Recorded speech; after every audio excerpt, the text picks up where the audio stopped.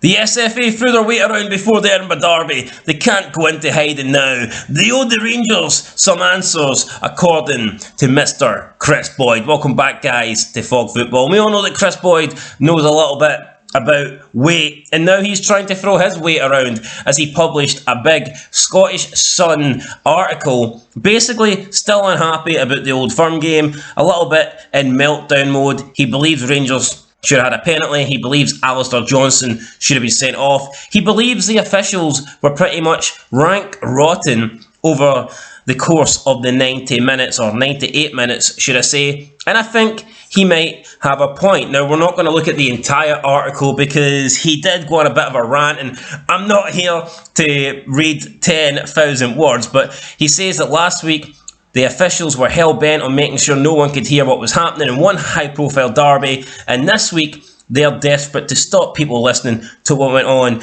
in another. Kris Boyd doesn't like it. He thinks the SFA owe us the audio. We need to know what happened, and he says that they should grant Rangers' request to hear the VAR. Now, it doesn't look like that is going to happen. Originally, the SFA said they would release it. However, now it seems like they're backtracking and they are actually not going to make the audio available. Now, there was a bit of a fallout earlier in the Edinburgh Derby because Mick Montgomery was supposed to be mic'd up, and then at the last minute they decided to change that. Kris Boyd wasn't happy about that, and now he is not happy at the fact that Rangers appear to have been screwed over a few decisions, and he cannot hear the audio from the officials in that game. He went on to say, if the powers that be keep quiet on the decision-making process during Saturday's Old Firm clash, then it's only going to lead to a whole heap of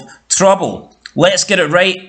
Abdallah Sima was offside in the build-up to the Alistair Johnston handball incident at Celtic Park. The correct decision was reached, but the way they got there and the clear as mud explanation is the issue, because it absolutely stinks. The upshot is that referee Nick Walsh didn't think it was a penalty when he watched it in real time, and VAR Willie Collum didn't believe a clear and obvious mistake had been made by the on-field official. So it was right that a goal kick was awarded. We can all argue with that opinion until the cows come home, but it doesn't matter in instances like those. When Colum is sitting in that booth, it's his job to inform the referee if he thinks an error has been made, and he clearly didn't. That should have been the end of it. Regardless of what I, Philippe Clement, or anyone else felt, a decision had been made that we would all have to accept. But as soon as the SFA point to the offside in the build-up, as soon as they attempt to divert everyone's attention, saying the handball was effectively irrelevant,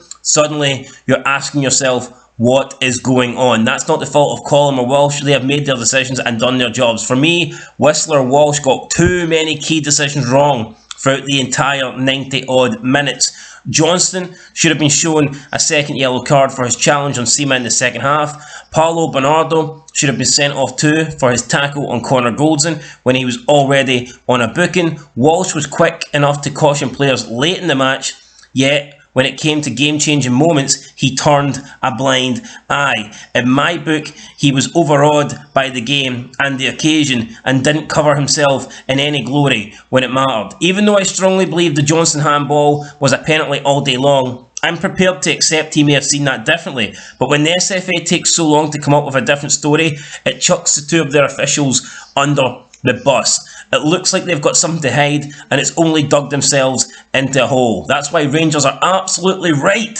to ask what the hell is going on. I don't see Rangers backing down, and neither should they. Celtic supporters and fans of other clubs will no doubt just claim it's typical Rangers, because that's what they always do. But the bigger picture here is that it benefits all the clubs going forward. This week, it's Rangers, but it could be St Mirren, Aberdeen, Hibs or Hearts somewhere down the line. In fact, it was only on Saturday that Stephen Naismith was left baffled by a penalty his side didn't get against Ross County when Alan Forrest was clearly tripped inside the box. Forrest actually got booked for diving when replay showed it was a clear spot kick. As things stand, the SFA have to do more to explain their decisions. They do that well enough in England when they come out and admit their mistakes, so why not up here? Supporters deserve better, and that's right across the board. Heaven knows Celtic fans complain about the lack of transparency in Scottish football often enough, That can't just be transparency when it suits them. Again, let me be 100% clear on this. Sima was in an offside position, therefore Rangers were never going to get a penalty, but that's missing the point. It's just like when Scott McTominay goal was disallowed against Spain, Jack Hendry was offside, yet the SFA still went to UEFA to ask for an explanation. I know they stopped short of demanding the audio, but the only reason they did that was because they feared situations like in domestic game. The SFA now have a duty to come out and give a full explanation of what went on at Celtic Park. They were quick to flex their muscles and throw their weight around last week on behalf of the IFAB, apparently when they didn't want anyone to hear what was happening on the touchline at Easter Road. They cannot go into hiding now, but they will grant Rangers' request for the audio. Given how they operate, I'd predict there's absolutely no chance of that. End of quote. So Kris Boyd, laying the smackdown, says that he doubts they're going to grant Rangers the audio. They can't go into hiding. He thinks the whole thing is a joke. He accepts that the decision in the end was probably the right call, and that's fair, because I think it was. If you break everything down, Sima was offside, therefore the handball wouldn't have counted because Sima would have been offside and a foul would have been given. But the referees didn't do that. The referees ended up giving a goal kick, and they made an entire mess of the game. So you know what?